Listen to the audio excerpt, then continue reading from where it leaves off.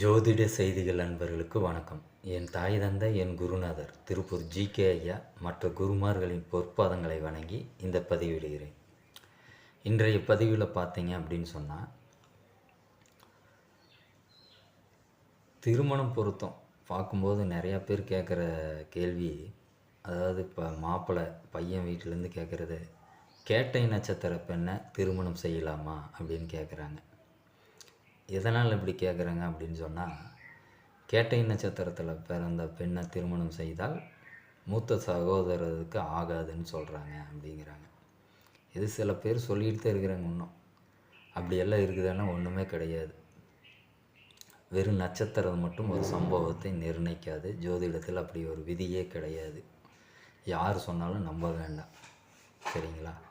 ஒரு சம்பவம் நடக்கணும் அப்படின்னு சொன்னால் ஒரு பாவத்தை பார்க்கணும், அதன் அதிபதி பார்க்கணும், அதில் உள்ள கிரகங்களை பார்க்கணும், அதை காரகரை பார்க்கணும், தசாபுத்தி அந்தரங்களை பார்க்கணும், கோச்சார நிலைகளை பார்க்கணும். இதெல்லாம் பொருந்தி போனால் மட்டும்தான் ஒரு சம்பவம் நடக்கும். சம்பவம் என்பது ஒரு நன்மையாக இருந்தாலும் சரி, ஒரு தீமையாக இருந்தாலும் ஒரு ஜாதகருக்கு நடக்கும். சரி, இப்படி இருக்குது.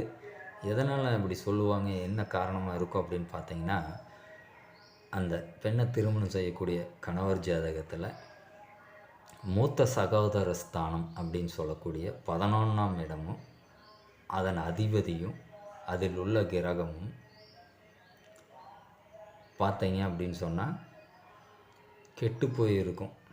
அதே மாதிரி அவருக்கு மூத்த சகோதர ஜாதகத்தில் அவரோட அஷ்டமாதிபதி திசையோ 8ஆம் இடமோ பலவீனமாக இருக்கும். அவருக்கு நடக்கக்கூடிய தசா புத்திகள் பார்த்தீங்க அப்படின்னு சொன்னால் மார்க தசை, பாதக தசை நடக்கும். அதனால் சில பேர்த்துக்கு அது கோடியில் ஒன்று, அது அபூர்வம். அப்படி இருக்கிறது நடக்கிறது. அது இந்த பெண் திருமணமானதுனால அவருக்கு அப்படி நடத்துதுன்னு எடுத்துக்கவே கூடாது. முற்றிலும் தவறு, சரிங்களா? இதுதான் உண்மை. அப்புறம் நிறைய பேர்த்துக்கு பார்த்திங்கன்னா மூத்த சகோதரமே இல்லாமல் இருக்கும்.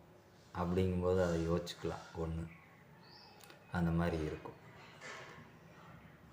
அதனால் சரி, இப்படி இருக்குது, எங்களுக்கு இந்த மாதிரி மூத்த சகோதரங்கள் இருக்குது, இப்படி இருக்குது, எங்களுக்கு ஒரு பயமாக இருக்குது, குழப்பமாக இருக்குது அப்படின்னு சொன்னால், அதுக்கு கேட்டை நட்சத்திரக்காரர்கள் அருகில் உள்ள வரதராஜ பெருமாள் ஆலயம் சென்று வழிபாடு பண்ணலாம்.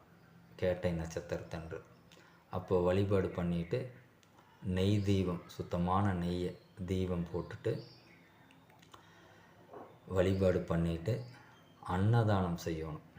அன்னதானங்கள் அல்லது வஸ்திர தானங்களை செஞ்சு வழிபாடு பண்ணிட்டு இருந்தால் இந்த குழப்பங்கள், பயங்கள் நீங்கிடும்.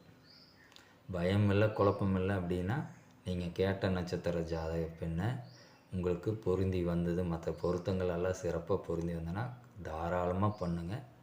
வெறும் கேட்டை நட்சத்திரத்தினால பாதிக்குது அப்படிங்கிறது முற்றிலும் தவறும். நம்ப வேண்டியதே இல்லை, பயப்பட வேண்டியதே இல்லை.